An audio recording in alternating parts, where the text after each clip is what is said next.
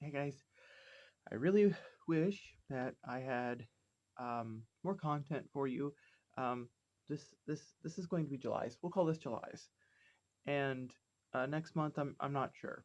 I'm definitely not giving up on the podcast. I've just been very very busy, and I really wish I had a happy one for you this month, but I most definitely do not. I'm gonna give you kind of a summary of what I've been doing. I'll give you some footage of what I've been putting up with, and tell you kind of what I am predicting for the future, the very near future. My November 7th predictions and what's been worrying me the last month. So there's no guest this time. No conversation to be had apart from just me and you. So this last month, uh, actually all summer, we've been my partner and I've been protesting since the overturning of Roe versus Wade. Really, um, Missouri trigger laws went into effect. We didn't get the choice that Kansas did, or will, I guess, August 2nd. It's up between vote yes and vote no. If you haven't been paying attention or don't know anything about it, it's a the vote yes bill is to ban abortion after 26 weeks and uh, basically guts all funding from Medicaid and Medicare to cover it. Doesn't offer any more funding to Planned Parenthood, and most disgustingly, I think that if you're a minor getting an abortion, your parents will be notified. No, stop right there, right there. Um, I just wanted to note that this was made on the 30th of July, and only 2 days before the landslide victory Kansas had against abolitionists. And I'm more than just late on this. I'm sure everyone and their grandma knows about that, so just keep that in mind from going on out. All right, back to your regularly scheduled podcast. Which, if you were raped by your father and you've become impregnated, uh, they will get notification that you're trying to terminate that pregnancy, and that may result in worse abuse, or maybe that person coming to try and hunt you down, or to try and come and find you to stop you, or just something awful. And it's barbaric. Um, there's a lot of people that feel that if you there's a lot of people that are voting no on passing this bill because they feel like it's not harsh enough.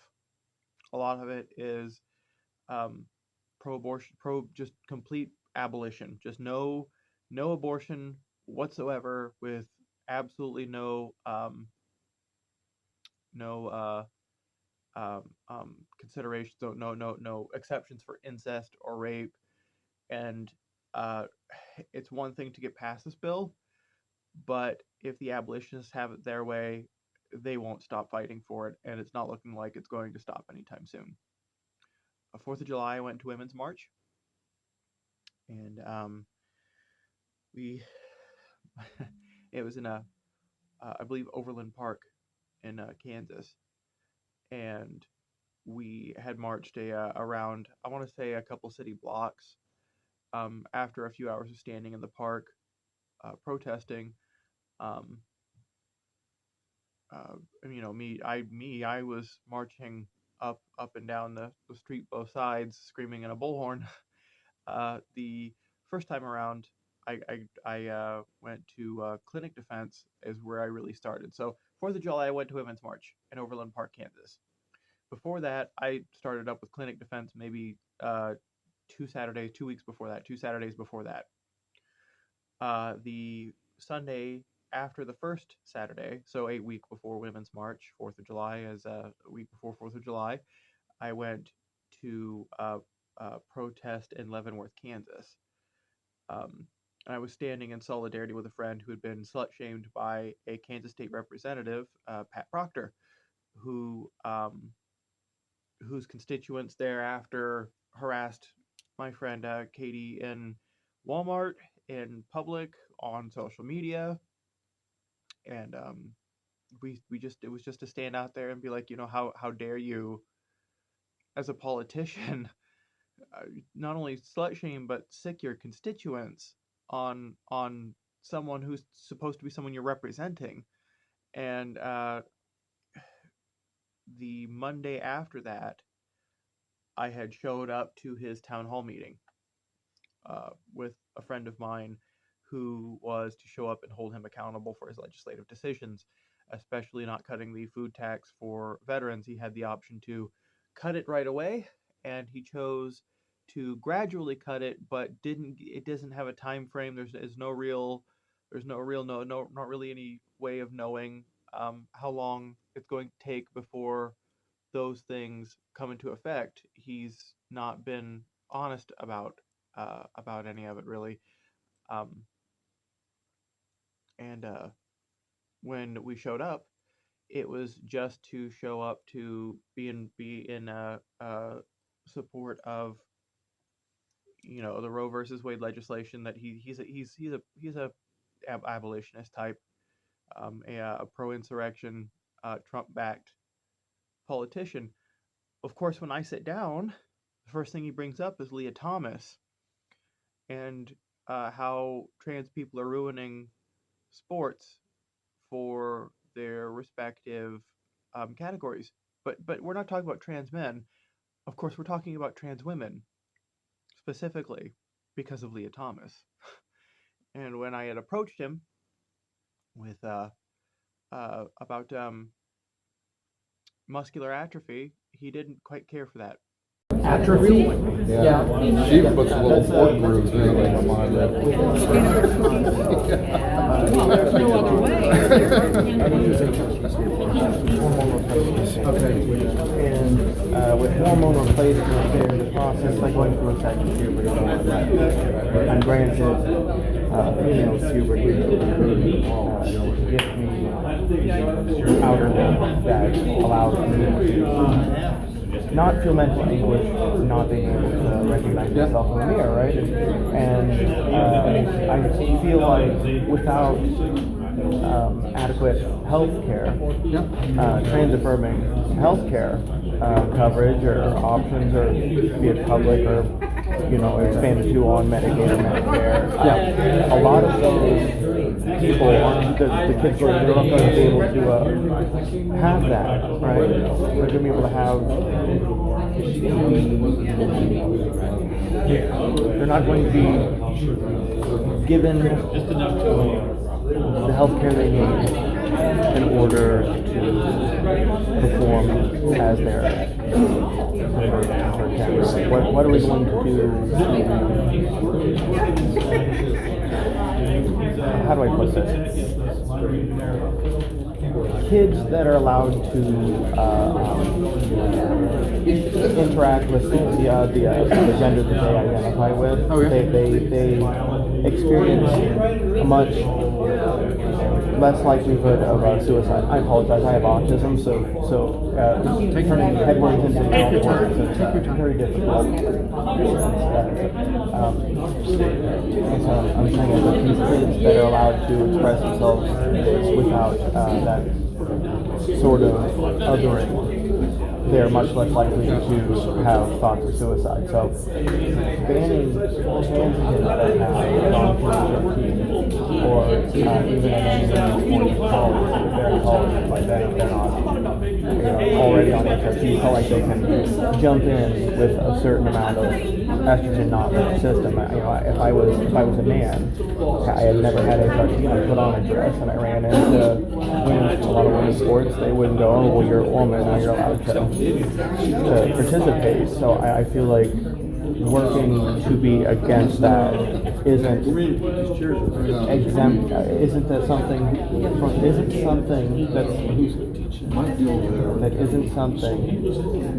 someone with any level of empathy would work against. I'm not. Well, I have the deepest empathy and the deepest compassion. I just ask you, what's the solution for you've probably seen the pictures from the NCAA swimming championship. What's the solution for that second and third place winner that are competing against somebody who just has those huge physical advantages because of their gender assigned abilities? The trans woman who is in question that we're talking about that actually was fifth place in that race. She wasn't first. She was a gold medalist, but she was fifth in that particular race. So she's okay. What do you say? Okay, so I will spot you that she was fifth. What do you say to sixth and seventh place that didn't get that because they're competing against somebody who has that huge physical advantage based on the gender that they No, I'm sorry. That's why I say the testing for them to get in has to prove that they've been on HRT. By then, muscular atrophy would have already taken place. They would have the same muscular tones as a cis woman. You know, you lose that. It's like a medical. That trans woman was about twice the size and physically, just looking at her, physically But I'm almost the different same than those others. But if she, Like I'm almost the same I'm size talking. as I'm you. having a conversation. If you could Oh, hold I on for a do. second, Katie. so okay, I'm sorry. What was the question? No, I was just saying that trans woman who was standing there on the podium with two people who were second and third place who were half her size. I mean, there was clearly a physical difference. How do we address that and still be fair to those other two women? Like I said, with muscular atrophy, I've been taking the muscles that would matter as being a man away from them. I think the idea about getting around the fact that they don't have the same gender identity as their birth identity is the issue here. I feel like accepting them as a woman is the issue. You know, being able to see that person and see them as a woman is the issue. It could, because if they have the same muscle tones and the people doing the medical testing, the doctors that I trust far more than I trust anyone in this room if they're not a doctor, that this person does not have man muscles, so to speak. Well, I appreciate your perspective. I disagree, but I appreciate your perspective. Thank you for sharing that with me. But that's empirically correct. That's Okay. medically Thank you for sharing. factual. I mean, Thank you for sharing. After walking away like a coward, and he just would not accept the facts being spat at him. The Sunday after the end of that week, that Sunday, I showed up in front of his restaurant to further protest, and he basically soft doxed me, my partner, and my friend Janie. Now that caused some kind of an uproar between the constituents that felt that that was just too far. Like, that's just disgraceful for someone who is supposed to be an ex-colonel and representing his constituents, or not only voter shaming and slut shaming, but now doxing. We've gotten death threats. I've gotten people wishing the sentiment, "Oh, let me catch them protesting." He pinned us as outsider extremists or radicals, I think is how he worded it. I'll put the I'll put the post here. Now, on to clinic defense and Women's March, because they are sort of linked by one man, Clifton fucking Bohe. He is running for his district for Kansas State Representative, and the man is yet to be confirmed, but will not deny that he supports Flashpoint type Kenneth Copeland Ministries. Stop. Last time, I promise. Actually, with the August 2nd primaries coming up and around, we learned that old Cliffy lost his primary by a ginormous amount. See, I thought he was just going to walk in because his only opponent was like a milquetoast Democrat, but I guess even, extreme Kansans didn't want his ass in their district. So he only got like 201 votes, and the other guy got like in the some in the thousands, some tens of thousands, or something crazy. But yeah, he lost. He is no longer a political threat for the time being. Seven Mountains Dominionism. That sort of Christofascism even on a pub on a local level is starting to show itself, and it's very concerning. He's been consistently coming to the Overland Park, Leawood, Kansas area, Planned Parenthood off of Roe Avenue every Sunday, with his friends in their gory pictures trying to shame women and screaming and preaching. And uh, more than once, he's put his hands on people. He showed up to the Women's March in Overland Park, just him, by himself out there to try and start shit with people. I'm sure I could find some videos I'll put here. Okay, so in the short time that I had to edit this video, I really couldn't find any of the videos that I thought I had of Clifton making trouble at the Women's March, but if you take a look at this picture, just a close look, that's actually right where we were standing, because we had completely circled him. If you look behind the young man in the red, you'll see a great number of people turned around away from the street looking at something, and we're all looking at Clifton telling him to fuck off.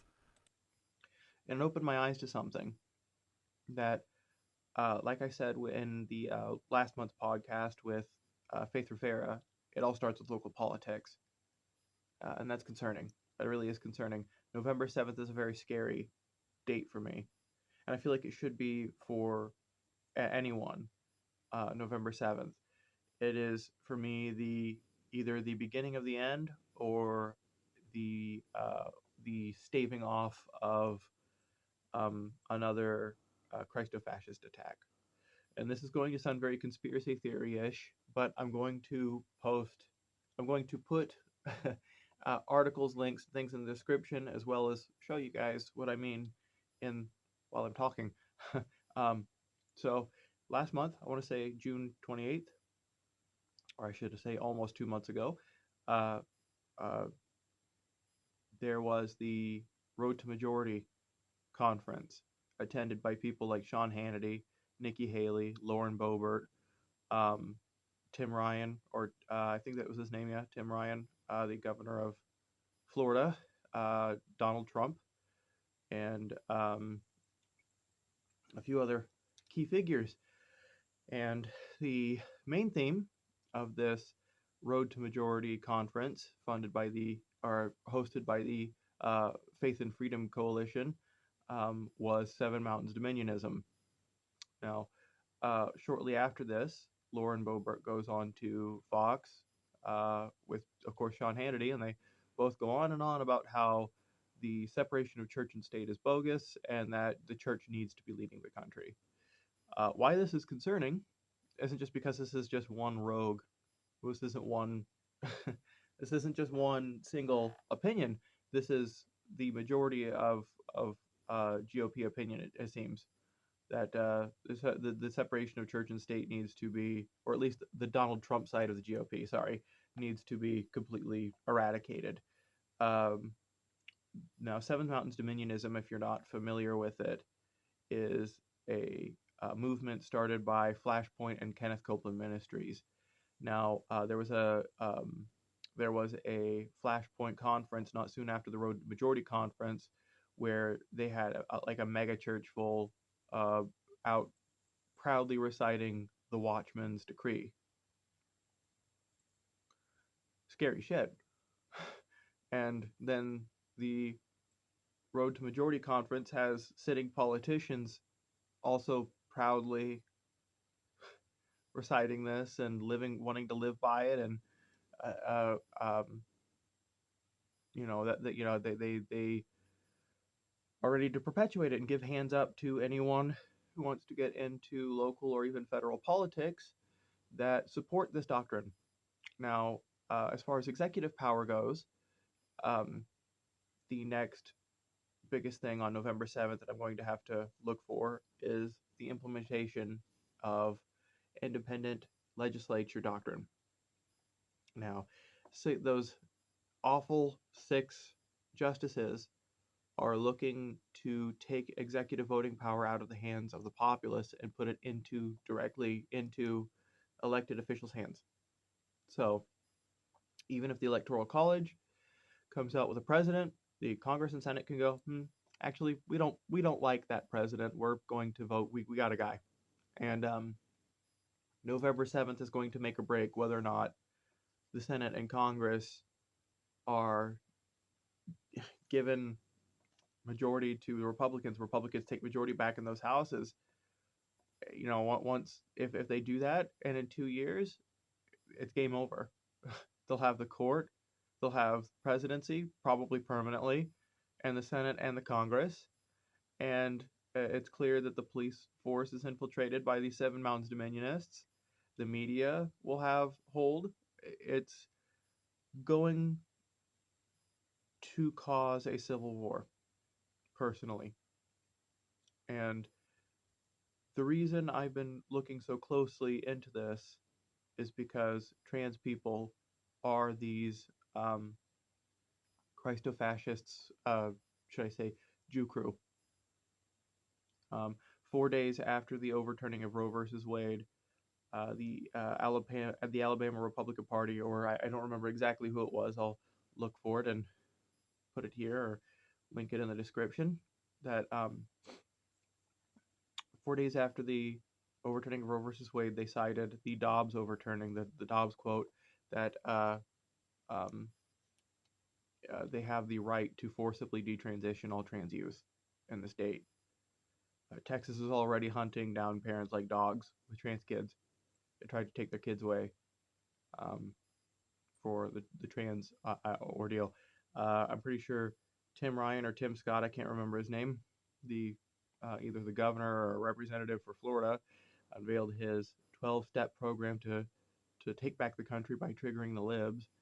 And on top of the don't say gay type bullshit, it also included targeting trans people. And then Maine jumped in um, that group of people to specifically target trans people.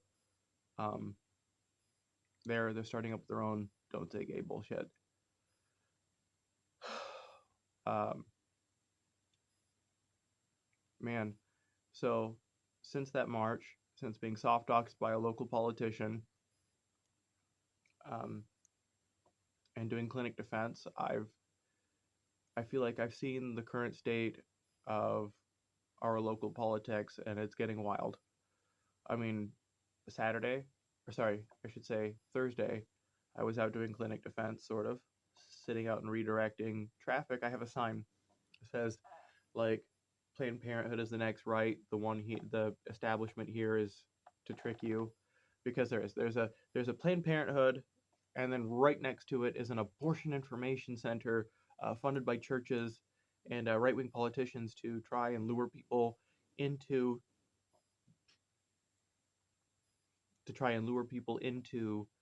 um, the establishment, to guilt them out of getting an abortion and trying to convince them that they should get an adoption because they're killing their baby. Um, Damning it to a painful, awful death by vacuum. Like like they'll show them horror shit. I've seen the pictures they tote around proudly of just the most disgusting, like visceral, gory pictures that are all faked and staged. By the way, they got like basically a baby not much bigger than the size of a dime all pulled apart, and like it has fully formed guts and like organs and shit. It makes no sense. And they're like, oh, this is what's happening in there. And I was out there redirecting traffic away from that predatory bullshit, and one person wouldn't stop trying to come get in my face. The next three people asked me if they would like it if they ran me over. And they got in their truck and they were revving, telling me that I should die, and telling me they should run me over before running off and flipping me off. Um, it's getting crazy, really. I feel like there's a lot of people that feel like it'll simmer down off after August 2nd when the vote comes and goes for Kansas, and I just don't see it happening because the abolitionists themselves are going to be voting no, and then introducing a new bill to try and make it even more extreme because it's not extreme enough for them. They don't care about incest or victims of rape or any of that. It doesn't matter to them. Um, Man,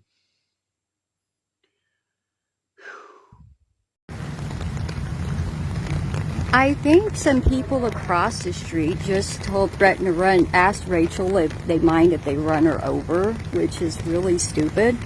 So I'm going to see what these people do. I think there was like these guys in the truck threatened to run Rachel over. So there's the middle finger. There they are. They ran away and they were actually just verbalized. I don't think I got that on camera, but They asked me if they would like it if they ran me over. I know, I heard. So there's some people getting a little bit their panties in a bundle today. I was at a conference today for a safe space for kids and the LGBTQ, like kids in these small towns, and just hearing the stories from these children even is a horror story in and of itself, and I fear the most for them. Um, the most advice I can give to trans people and parents of trans people is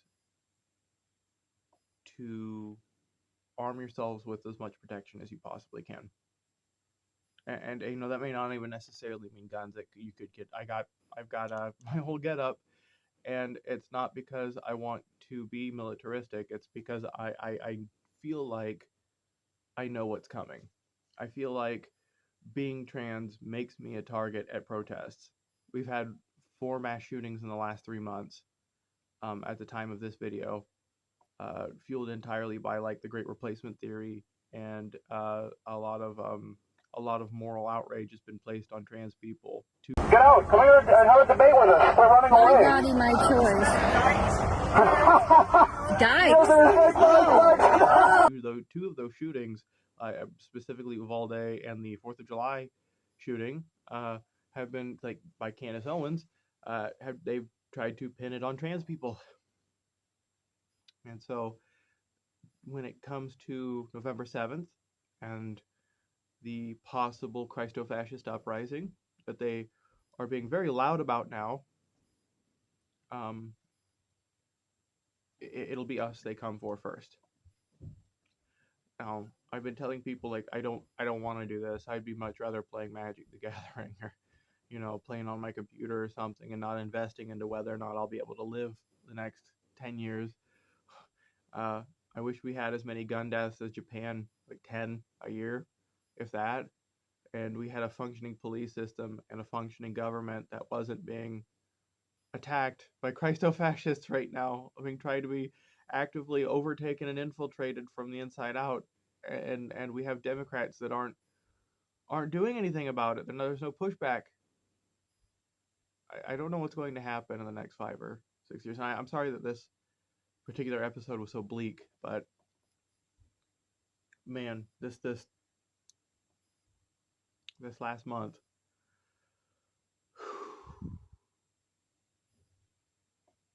That's it, I guess. I'll see you in the next one.